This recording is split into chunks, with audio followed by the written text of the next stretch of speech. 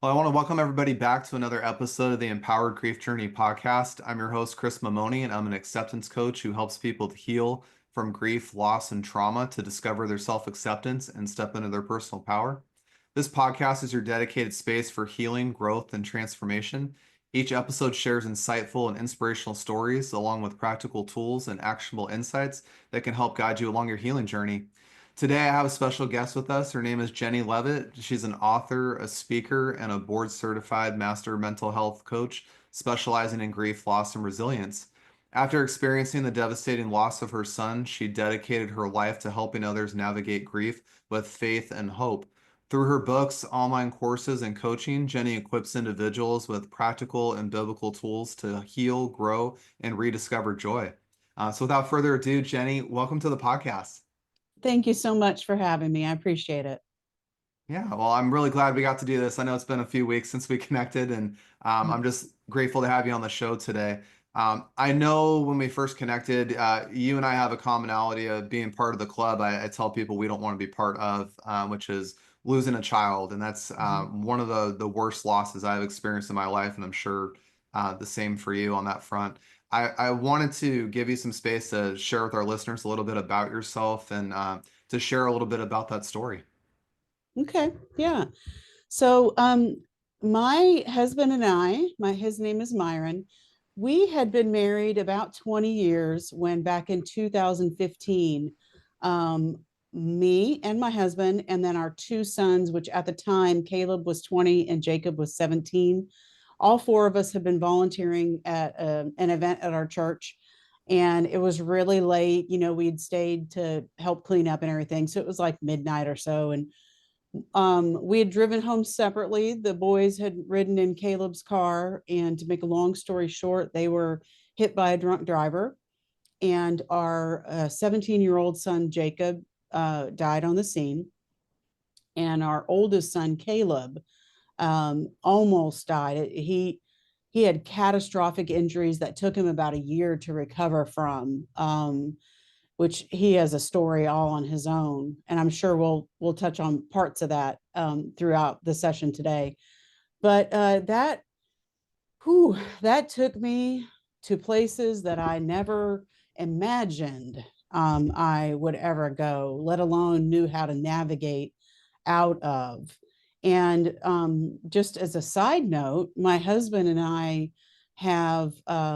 we met through our church. We got married in the church. We'd been in leadership positions in ministry, for our entire married life. So I feel like we had a good foundation of what we believed in our faith. And it even rocked that, like a loss, especially the loss of a child. And unfortunately, Chris, you're right. I've actually heard that term several times. It's that club that nobody wants to join, but you can't leave when you've lost a child, no matter what the age of that child is. The loss is just, it's different. And I'll get back to that. But since that loss, I've lost my mom, I've lost my sister, who is my only sibling. And before losing Jacob, I had, lost acquaintances and friends, and some other family members. And all of those losses, they're all grief. But it's funny how each loss you have to navigate it a different way because it feels different. And losing Jacob was by far the hardest thing I've ever had to navigate in my life. And that's saying something because I'm a stage 4 cancer survivor from 1998. I only had a 25% chance of surviving that.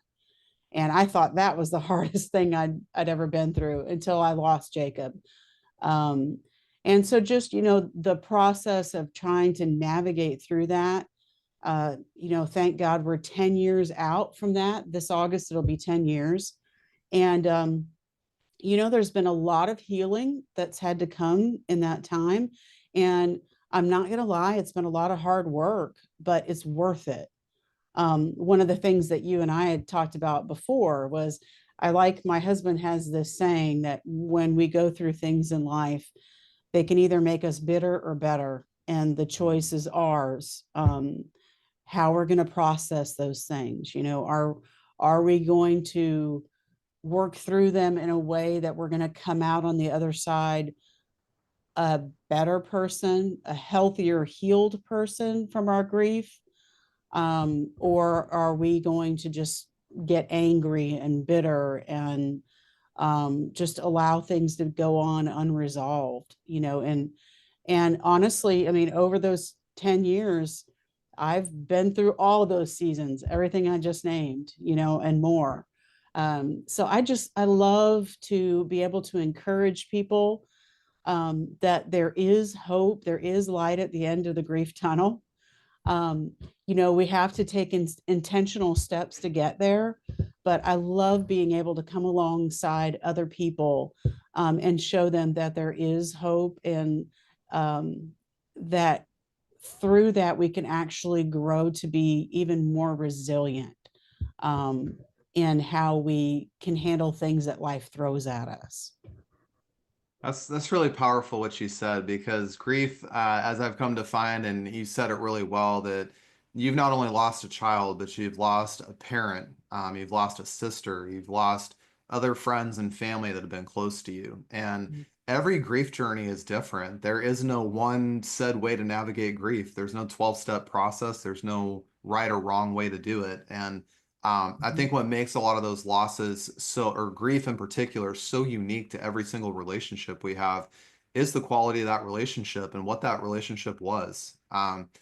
Something you touched on that I want to briefly talk about, because it's something I experienced in my losses that happened back to back in 2 years, was, when I lost my grandfather to cancer, I was very, very close to the man my whole entire life. And that hit me really bad because of that emotional bond connection there. But I had 33, 34 years with the man. So I had lots of memories, I had lots of good times to look back on. I still hear his voice and jokes he would say. But when I lost a child, I had less than 24 hours with him. And on top of that, I only got to see my child really when he was born. And so that loss in particular had no time and not a lot of memories to be made. And so to your point that you talked about, each loss and each grief story is very unique, very individual, very representative in its own capacity. And so learning how to navigate through those different processes is something that's, like you said, takes a lot of time. I know you mentioned that it's going to be 10 years in August since losing Jacob. And you're a lot further in your grief journey than I am. And I love to hear how you are today versus where you were when this started, what that journey's been like. Mhm. Because I know over time it sometimes it gets a little easier, sometimes it doesn't. There's still a lot of Yeah. triggers that go on. Yep. So one of the reasons why I do what I do now with the courses that I offer and the coaching and stuff is because right after our accident, and that's one of the reasons why I mentioned about my husband and I being in ministry leadership, is we had actually walked with people through the grief process before. A lot of pastors, and their wives and ministry leaders do that, and we had done that. um, and I had such a hard time finding good solid grief resources, and it was very frustrating. And then some of the things that I would find, I don't know how to put this, but they would be so far removed um, from they would just be kind of left field thinking. Some things that I don't necessarily agree with, and so I had a really hard time finding stuff that was just like, this is actually practical stuff that you're going to go through in the grief journey. For instance, let's say anger. How can you work through that in a healthy way? And I just found such a hard time finding this stuff. And, so it was really, really hit or miss, especially those first couple of years, trying to figure out where to get good help, what was good help, um, what would just kind of be leading me down rabbit holes but it wasn't really helpful. And I will say one of the best things that helped me was reaching out to a certified grief therapist right off the bat. a friend of mine that I knew that was a certified counselor.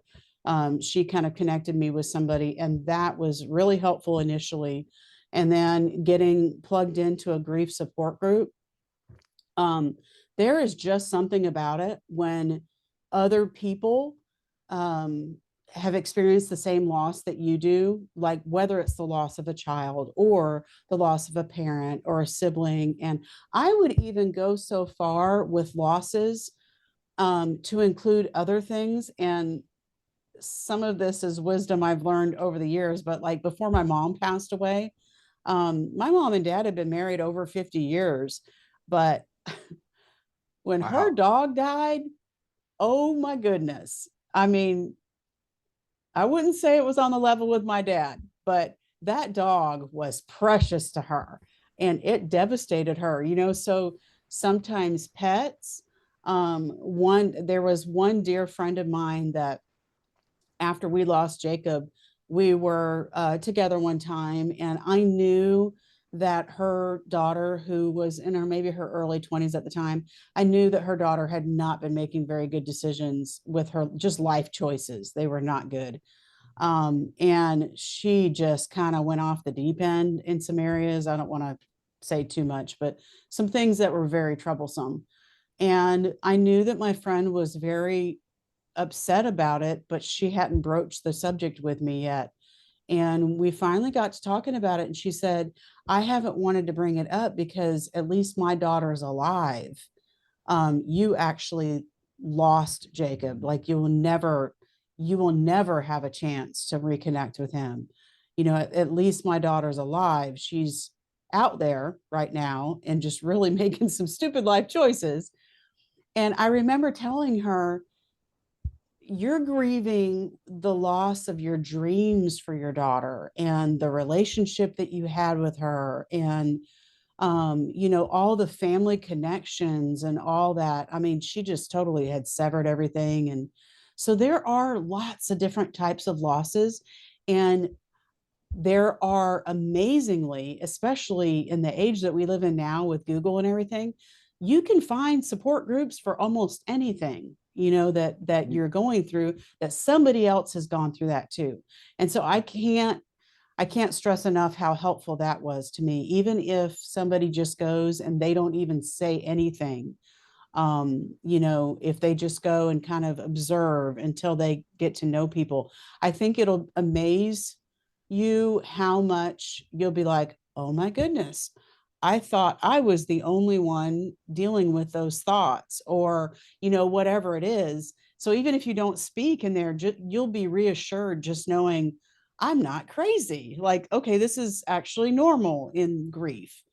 And You know, so I think those were just really, really helpful for me too in the grief process. And then just kind of being aware more about why I'm reacting the way I'm reacting, and learning that about myself. That's been very, very helpful too. And You know, Jenny, over the years. you brought up an interesting topic that I've wanted to bring up on my podcast before, but I haven't found the right moment, but you just shared it. How did that make you feel that your friend was not wanting to share what she was dealing with her daughter because you had lost your son? I wanted to ask you this because my wife went through this when we lost our son, where she has a friend that's been able to get pregnant multiple times, and we've struggled with infertility, and her friend purposely won't share things out of fear of making my wife feel uncomfortable, and almost like taking on that grief that we're dealing with as people. I wanted to get your thoughts on that because that's kind of a similar situation there where you had somebody that could be open with you and could share those things, but was really trying to protect your grief and your situation you're going through by not telling you her story about what she's going through with her daughter. Did you get bothered by that by any means, or did you see compassion through that, or did you understand it? I was just curious, how did that make you feel, that interaction when she opened up to you and made that comment that you don't have your son, but I still have my daughter going through things? What did that feel like for you? Kind of all of the above, to be honest with you. It was a period over, and I don't know, this was several years ago now. It was a period of at least a month, maybe a couple months, that I knew what was going on and I was kind of waiting to see. if she would say anything. So I think that almost helped me because I was able to work through some of that like discomfort and what if she does come talk to me, how would I feel, that kind of thing. And I'm actually the one who, and I don't remember because it's been a while now, but I remember kind of subtly bringing it up. Maybe I asked how her daughter, if she'd heard from her daughter or something, like I don't remember. um but I wound up being the one to basically, without coming out this directly, but basically saying it's okay for you to talk about her, like it's not gonna, I'm not gonna fall apart crying, or like I almost had to assure her that I'm okay with this. And once I did, I mean, then it was, then she was fine, sharing. um and since then I have been so grateful so many different times that I did that, because something shifted in our friendship where I think Mm. now she feels that connection and that openness, where I have the benefit of hindsight, where I can look back and think, if I hadn't done that, I don't know if she ever would have. And if she did, how much longer she would have waited. Because from conversations that her and I have had since then, she was very, very, very afraid of like making it seem like she was trivializing what I went through. And she was trying to be sensitive about that. And I kind of compare it to where some people get to the point where they don't ever want to say your loved one's name that passed away. There are people that I know that like they don't ever want to say Jacob's name. And I have to sometimes be the person who will bring up a memory about Jacob or something. I won't come right out and say, hey, it's okay to talk about Jacob. But I'll just be like, hey, you remember that time when Jacob did this or whatever? He was a really sarcastic, funny, fun-loving kid. So there are usually a lot of stories like that that I can be like, hey, remember that time when Jacob, and I guess them recognizing that I'm okay sharing a story and actually smiling and laughing when I'm sharing a story. I don't know. It usually kind of breaks the ice. And then people are like, oh, okay. I think in their mind, they're like, oh, okay, she's okay talking about that. I think Um, sometimes we so try to so I take think on other. sometimes we have to be the ones to kind of say, it's okay. I'm okay talking about it. Yeah, I think sometimes I know when we get very uncomfortable by other people's grief because we may not have experienced that for whatever reason, or we're trying to be sensitive and cautious and aware of where that other person is. And sometimes it comes across like taking on their grief that's not even ours, and trying to comfort them or buffer it somehow to prevent the awkward moment, if you will, or let the elephant in the room out of the bag. And sometimes I wish, just like you said, I wish sometimes people would just come out and just say it because we're Mhm. already experienced it. Our son's already gone. We can't change that. And so Yeah. it's almost more comfortable for us to just hear somebody come out and say that, just like you brought up using their name. I had that same problem and where I'm at. People won't use my son's name, and it does hurt me a lot when it's tiptoed around because it's still a life. It's still a person that existed.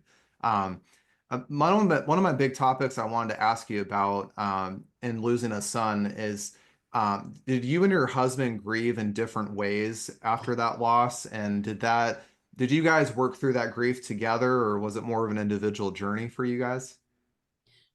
I will answer that. But before I do, what was your son's name? Caden. Caden. I love it.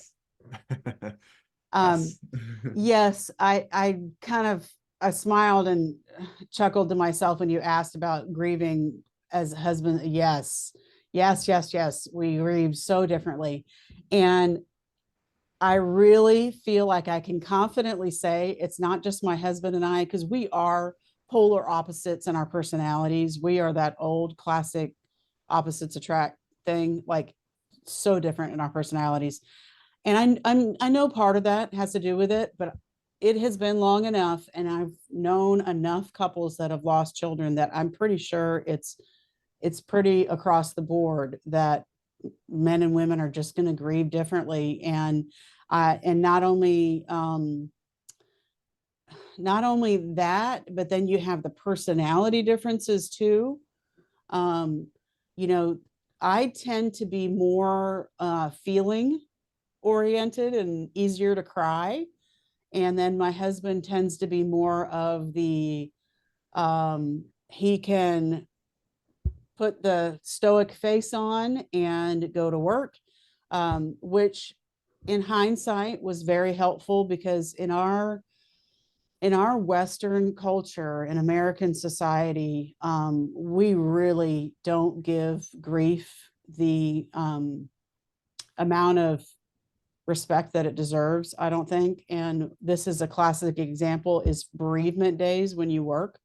My husband and I both worked full time when the accident happened, and one of us was given 1 day bereavement and the other was given 3 days bereavement. And we just That's lost a it. 17-year-old son, and we didn't know if we were going to lose Caleb for the first 2 weeks. He underwent like, I don't know, I think it was like 9 surgeries in the first 2 weeks, and we were supposed to be back to work by then. Like we just don't give it the justice that it needs in grief. And so I think Myron was able to take like 2 or 3 weeks off right afterwards because he had time on the books. Um, but then somebody had to go back to work because your bills still have to be paid. The lawn still has to be mowed. Like, all this stuff still has to go on. And so it was very helpful that he was able to compartmentalize, is what he calls it. He calls it as like, and he said a lot of the men that he knows, it's this way, where they can put their grief in a box and then put the box up on a shelf because they know they just can't deal with that right now. Like they have to go to work or they have to take care of business or whatever it is. And he said the problem, at least with him, is that he can tell himself, I'll get that down later and I will deal with that. And he said, but then later doesn't come. And so Mm. the grief winds up sitting on the shelf unless you make it a point to say, okay, I know that I have to deal with that because if I don't, it's just going to fester. It's just going to be unresolved stuff that I'm just burying and stuffing down. Whereas I tend to be the opposite, where right after the accident, when we had to alternate and take turns and at the hospital, well, we didn't have to, but that's what we did, so that one of us was always there with Caleb. And there were times when I would just go home and the house was empty and would just cry and cry and like the whole time I was there, couldn't Yeah. get like anything done because I was just so emotional. Um, but then one of the things that we've discovered over time is that there's such an ebb and flow with grief. So over time, there would be longer stretches where I wasn't crying, but then maybe there would be times in my husband's life where he really needed to deal with something and not bury it anymore. Like there is that ebb and flow, and part of that I know has to do with gender, but then part of it has to do with personality. Um, and then one of the things we haven't really hit on either is I don't like the way they talk about the stages of grief because it makes it sound like a checklist that people can just oh well I'm done with the denial part, so that's it. I'm moving on to that and I'm going to work through anger now. Like that's not how it works. A lot of I couldn't times agree more with you're you that. bopping back and forth between between stuff, and then way later something comes up and you're like, I really thought I was past that, and it's just it'll bring up something else where you're like, okay, I guess I need to go back and look at this again. I wanted to ask you about as we build off of that because I'm definitely with you on that. I don't like the 5 stages of grief that are out there. I've always told people, and I've never gotten understood in my grief process by people around me, but I said grief is not some linear path where you can walk past Right. the mile markers and check things off and say, okay, I'm good, I'm better now. Because like for me, for example, that I don't know why, but after Thanksgiving, I hate going to the store the first 2 weeks because Christmas music, little kids running around, massive trigger. And I'm just like, I can't do this. And still to this day, it's been 2.5 years. I still can't go into a store and not lose my shit, pardon me, Yeah. because of that. And so I wanted to ask you about Caleb, if you don't mind. And I want to be sensitive to this too. Don't share anything that's overly sensitive, but I know he went through a lot of surgeries after the accident, and found out that um, Jacob had passed. What was that like for him on his healing journey and his grief process? Because I know we talked a little bit about how you and your husband grieved a little bit differently. He was able to compartmentalize. You were more of the sensitive, intuitive feeler in Mhm. that grief process. What was it like for Caleb? I mean, going through all those surgeries and then having to realize that his brother's no longer there. Did he find a lot of support from you guys? Did he also find a grief counselor? What was his healing process like? Yeah, he has a story all on his own, and he doesn't mind me sharing. We've actually recorded some videos that are out there on YouTube, to give him some perspective. Because just as a side note, one of the things that came out that, again, you would think, us being in ministry leadership and helping people for 2 decades, when it happened, that we would have been aware that there's really not a whole lot out there for siblings that have lost a sibling. But I was totally ignorant of that fact until Caleb lost Jacob. And I don't know, it was at least a year, maybe a couple of years after that, when he pointed out, he said, something to the effect of, Mom, I love you and Dad, but when people come and and they know about Jacob, and the first thing that they say is, oh, how are your parents doing? He's like, I want to just scream at them and be like, my parents are fine, but I lost a brother. Like, hello. Like, do you see And me? yeah, like, my parents are okay. And so I actually started researching. I was like, oh my goodness, he's right. Like, that there really is a gap in the market for siblings who've lost a sibling. And so it took him about a year to recover physically. And in that year, he also had to come to terms with losing Jacob. And he is the older brother who has always been the more serious, like, responsible older brother type personality. And so he really battled survivor's guilt for quite a while. And his biggest battle, though, you and I talked about this previously, it was anger. Oh my goodness. He was just angry at everybody. He was angry at God. He was angry at himself. Even though it wasn't his fault, he was still the older brother and he was driving the vehicle that got hit. So he was angry at himself. Um, he was angry at the drunk driver. It just, he was so angry. And part of his story is that, because he had so many injuries, like, I would have to stop and work from his head down to his, literally down to his feet. He had so many injuries, but he came home in a complete neck collar and a broken right arm, but a broken left leg. So, like, he couldn't even stand. He had to be in a wheelchair.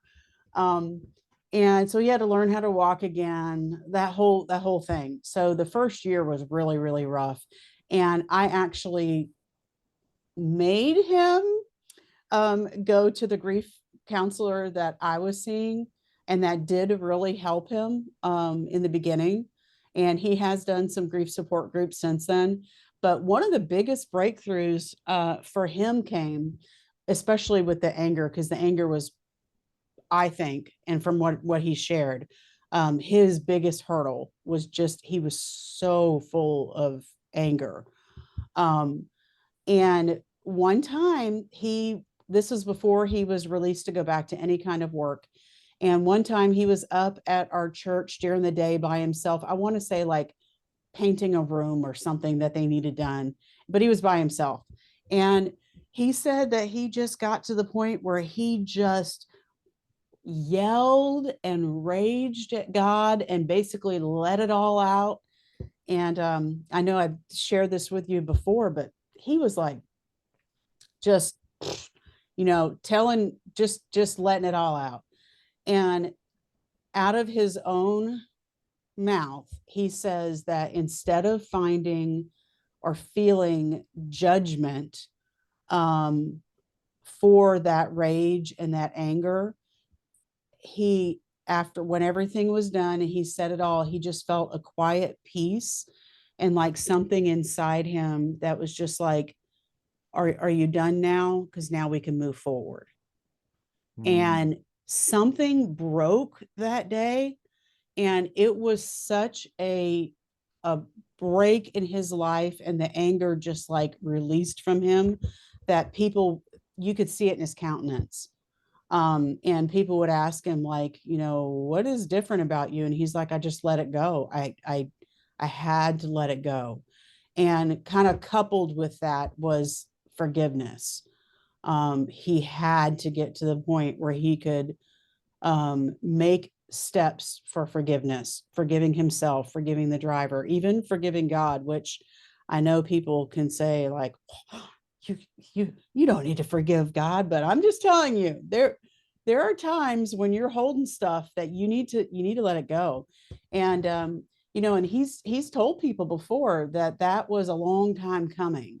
So we've talked to people before that they're like, I just can't forgive. And Caleb has told people before, like, it wasn't a one and done thing. That was a long time of wrestling with those things and trying to make decisions to let it go. And, and it's not like it was a one and done even then. That was a really big breakthrough moment for him. And I will say that I really think the anger completely broke, but that was the start of his forgiveness journey too.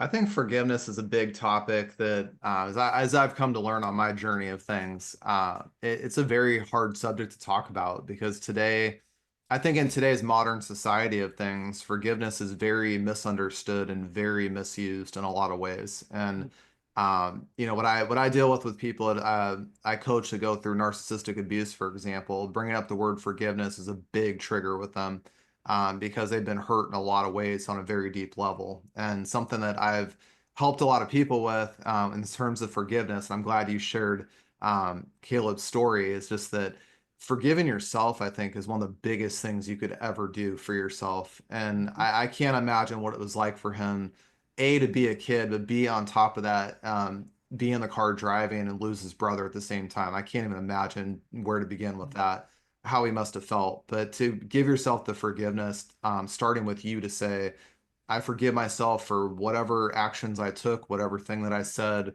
whatever situation I put myself in, whatever situation I found myself in.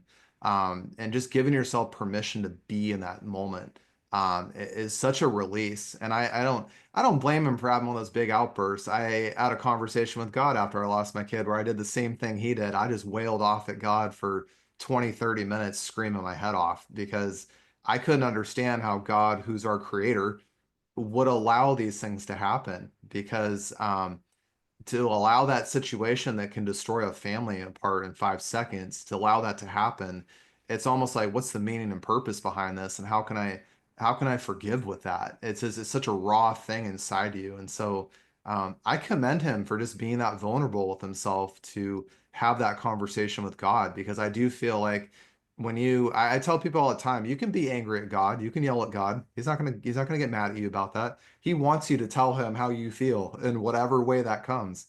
And he will Mhm. always listen to you without judgment or assumptions or anything like that. God gives you that space to really work through that and let it go, as you said. And it helps you bring you to a level of peace in your life. And I'm not saying it goes away and it's all of a sudden done, but it can bring you to that calm place to recollect yourself and really start processing that peace for you on your healing journey. Yep. One of the things that I learned when I was, because well, you mentioned it already, but I'm a certified coach as well. And one of the things that I learned when I was getting the specialization for grief and loss, I love this example. So I always try to use it. Is if you go to a restaurant and you have a, I don't know, let's say a roach in your food, you might tell the waiter, but you're going to ask for the manager. because the manager is the one who needs to know and can actually do something about it. And the analogy was, so when we're going through these horrible things in life and we think we can't go to God, maybe we need to shift our thinking, because if he really is God, he's like the manager. So he's the one that we need to go to be like, hey, what's going on here? What's going on?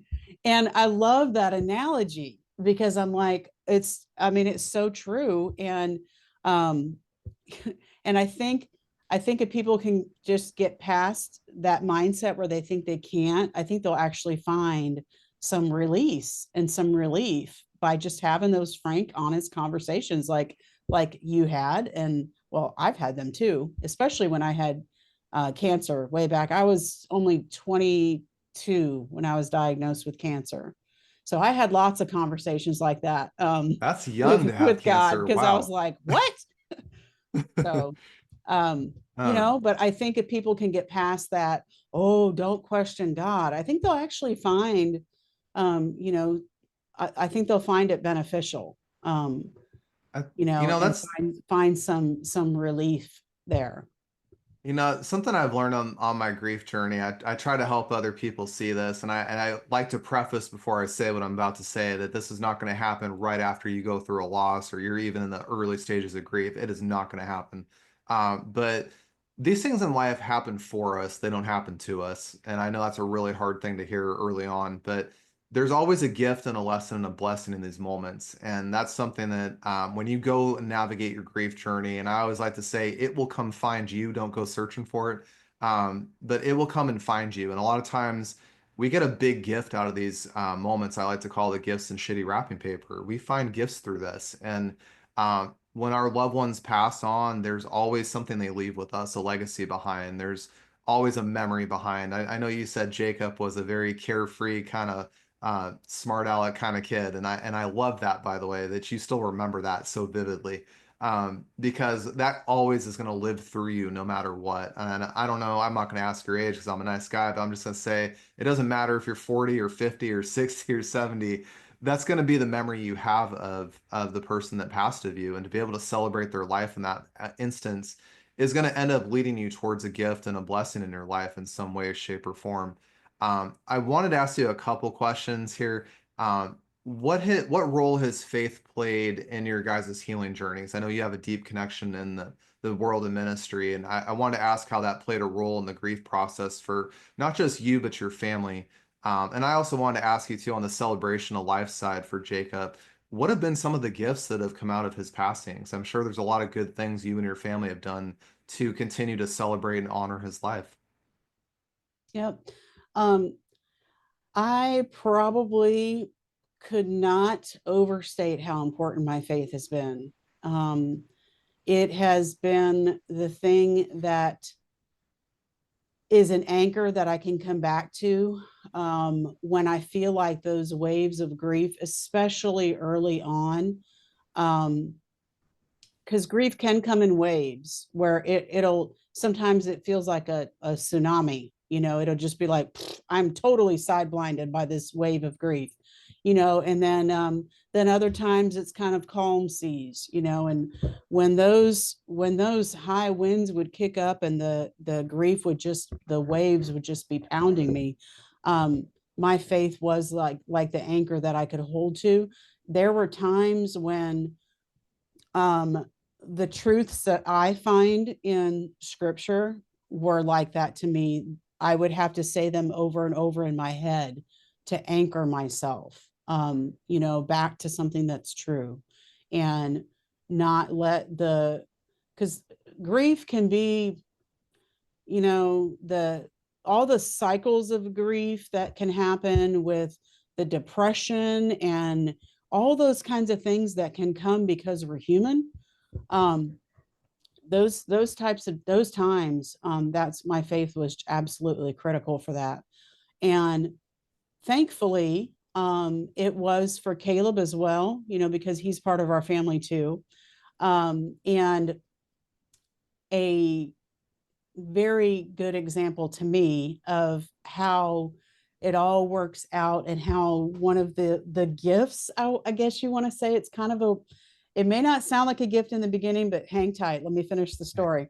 So Jacob was 17 when he passed away, and there was a young teenage girl, oh gosh, how old was she? Had been probably like 13 when the accident happened, who had come to our church a few months before, but then had stopped coming. And the accident happened. And I don't remember now if it was the day of the accident or the next day, but she heard about it on the news. And she knew Jacob. She didn't know him really well, but she did know him, from the youth ministry at the church. And so she came to his memorial service and just decided that that was it. This is going to be my church home. I'm going to do this. And so fast forward to 2023, 2 years ago, her and our son that survived the wreck got married.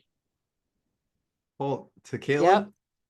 And Oh, wow, and she credits Jacob to a large part of that, because she said she wasn't really sure before then what she wanted to do as far as committing to Christianity or to a church, or whether she was just going to kind of dabble or anything like that. And the seriousness of seeing, wow, he was only 17. Wow. And it just really hit her home, really hard. And so she's a gift that came out of that. And then just this past November, they gave Myron and I our first and only grandchild, our little granddaughter, Olivia. And I like to tell people that I think of Olivia as proof that God does bring beauty out of the ashes. Even when our life is just seems like it's in ashes, it may take a while. I mean, gosh, last year was 9 years, so it was 9 years. But what a gift! What a gift Crystal is to us, and Olivia is to us, and so those are kind of long-term gifts. And then we also, I can't tell you how many people, especially early on, how many people would come and tell us like the things that Jacob had told them that we never knew about, or the way he would just, like, he was in high school, so he would find this one kid over sitting off by himself in the cafeteria and go sit by him. Like, that was the kind of person Jacob was.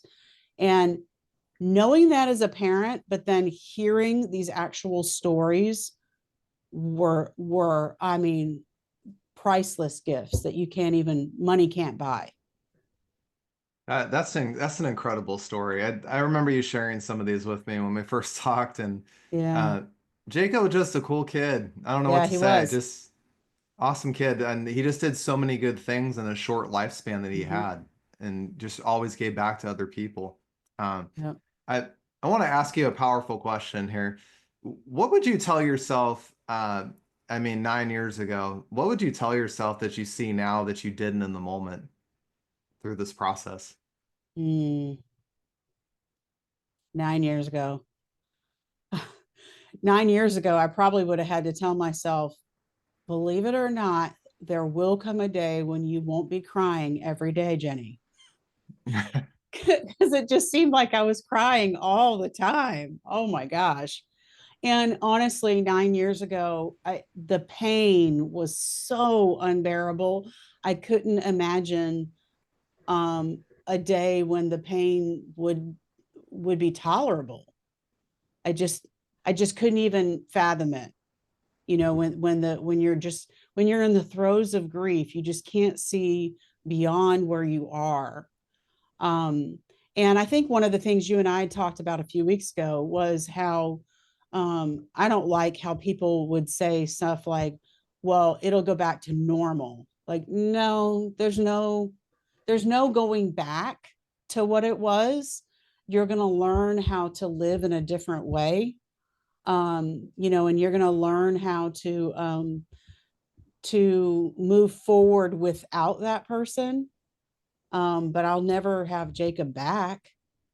So it will never be the way it was. It will never be that normal ever That's again. some, So now I'm going to have to learn a new way forward. And I think where some people in grief can get hung up is because they're trying so hard to push it back to the way it was, because they're so resistant to that new chapter in their life. Because I was like, oh, I don't want this. I don't want this new chapter in my life. I want it back the way it was. So you resist it until you kind of come to that point where you're like, okay, I mean, whether I like it or not, this is the new chapter in my life. So now I have to decide if I'm going to make the best of it. Um, and like you were saying earlier, am I going to try to find the gifts that I can find out of this? Um, or am I going to, like my husband says, make me into a bitter person instead? Because we yeah. have the choice. We can choose. Are we going to look for the gifts and look for the good things that could come out of it? Um, or are we not? Our No, choice. you, yeah, it's really our choice to see those things. And to be honest, the normal that I'm glad you brought that up, the normal that existed before our grief is never going to come back. It's just not going to be the same. And I've walked a lot of people through that journey to say that you'll have friendships that will just disappear and evaporate. You might have family members, by the way, you're not close with anymore. You might have a job that you quit and you go do something completely different. Yep. Your routines will change, your belief systems will change, for me, holidays don't carry the same weight anymore for me. I just don't celebrate stuff as much as I used to. And so being kind to yourself when you go through that process, by the way, because you're redefining this new norm. I always tell people the reason grief is so scary is because it's a personal transformation journey, is what it is. You're walking away from who you used to be to meeting this version of you that you don't even know who it is yet. There's so much uncertainty and so much to be discovered. And that's why I think that it is a very scary journey. And to your point, by the way, I got really into my faith, especially after losing my son, because I did see that God was walking me towards that version of me, and I had a lot of apprehension and nervousness about it, and uncertainty, and clinging to old things in my life. And God kept saying, "You got to let go of it. It's not Mhm. going to stay here, and you're not meant to be stuck back here. You're meant to go this way." And Mhm. so, when you give yourself permission and give yourself faith to release those things that are not serving you anymore, and accepting the fact that your life changed. And I always use the word acceptance in coaching to say, this does not mean we like it and agree to it and we just give up how we feel. That's not what that means. Acceptance just says, I accept this for what it is, regardless of how I feel. I accept that this is what happened. And Right. I now accept, by the way, that I have to create a new life and a new path forward for me. And Mhm. I know that it's not going to be easy. There's going to be days it's going to feel like 1,000 pound boulder sitting on my shoulder. There's going to be days I feel fine, and not so good. There's going to be a mix of these days, ebb and flow, like you said earlier. But to know that you have the courage and the strength to go forward on that journey, no matter how hard it gets. And I do believe faith, that's just my personal thing for everybody listening today. You can choose your faith journey whatever way you want. But I'm a lot like Jenny's mind in the sense that God does guide us on these journeys. We're never alone. And no matter what we face, by the way, as hard as it may be, He's always there to tell us, you'll make it through this. This is Mhm. happening for a reason, and there's something good for you on the other side of this.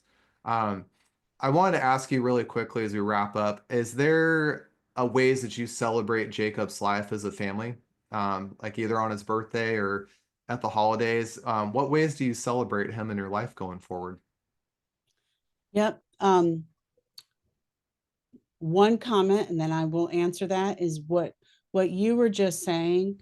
I tell people to be gracious with yourself, which I think is very similar to what you're saying, because we can be so hard on ourselves.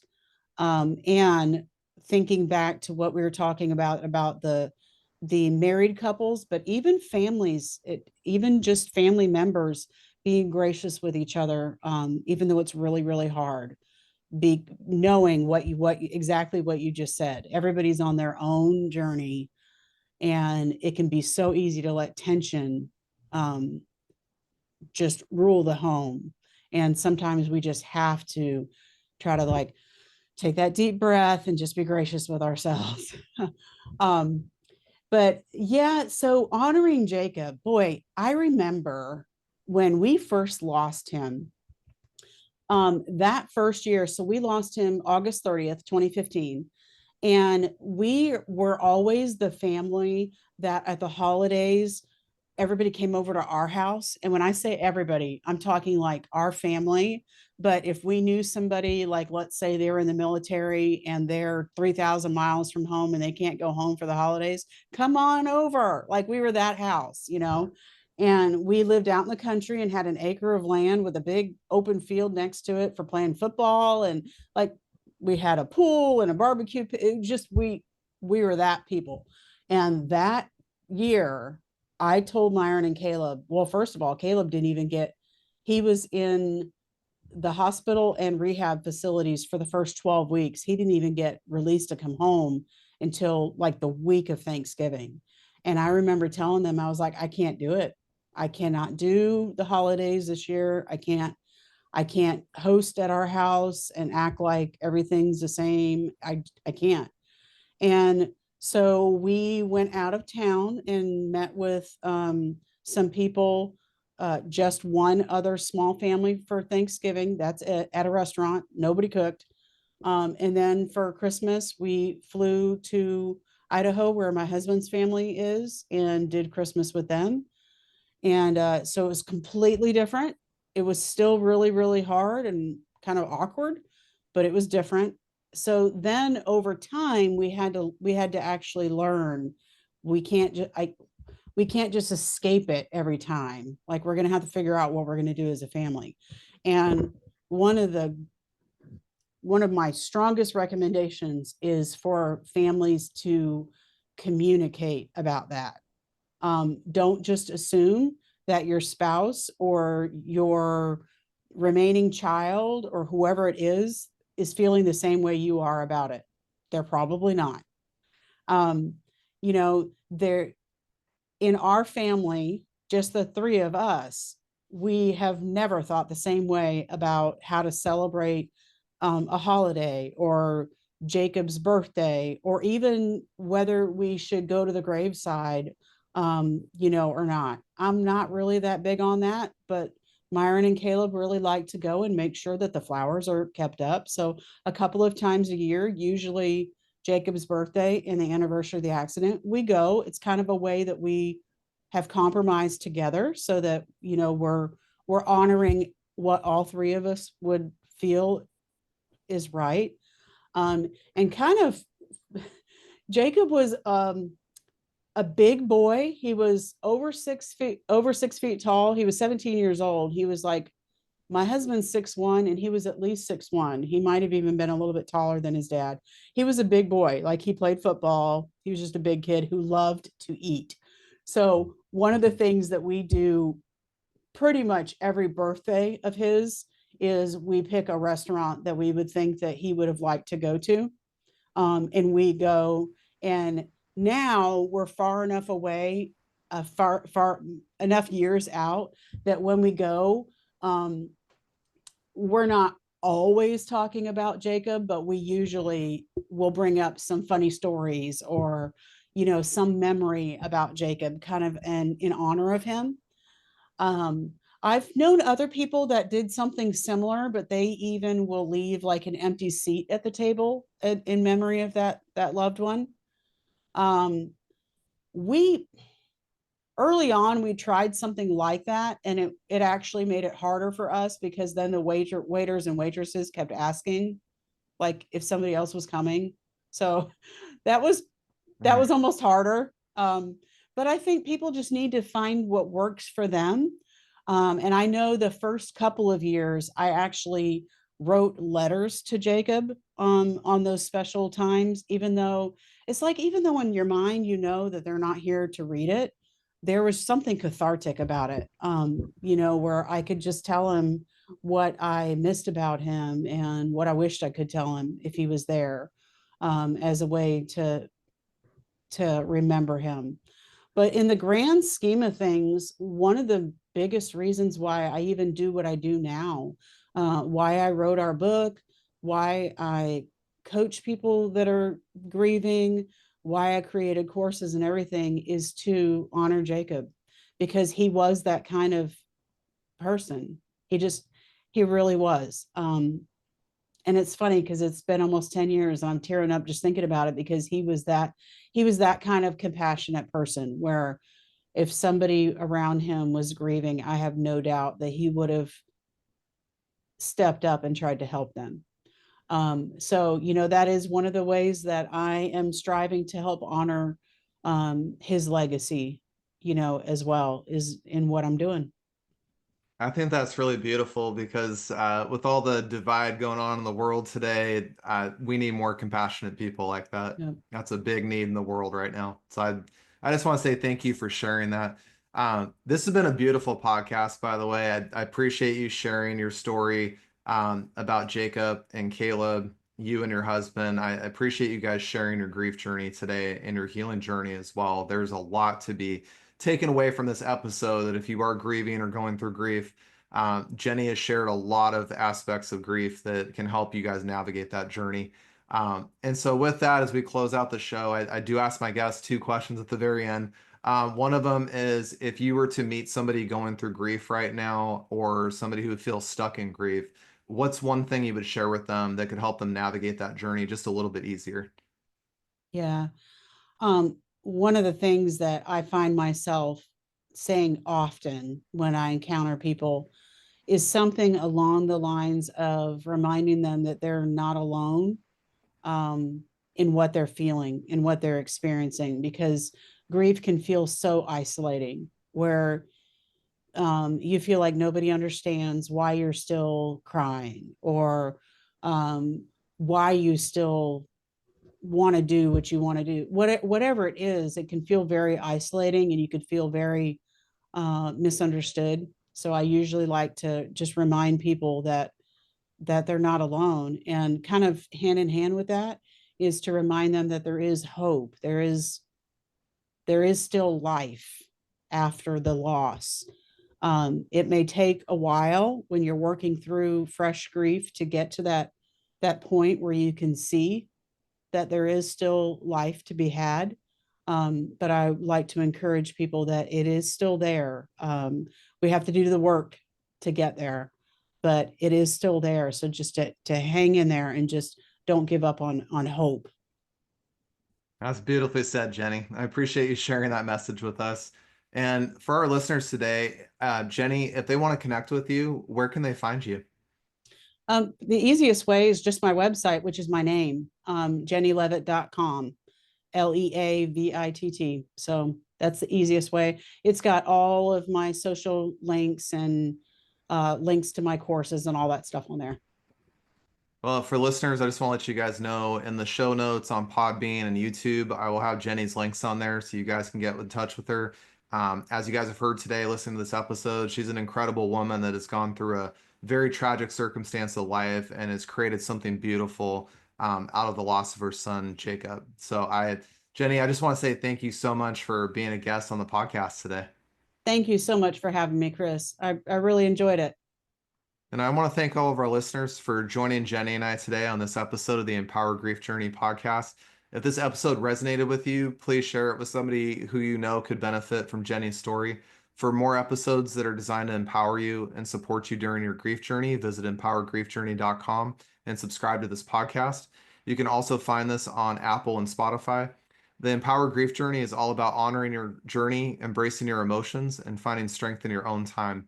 You are never alone on this journey, and together we can navigate grief with courage and compassion. Until next time, be kind to yourself and take your grief journey one step at a time.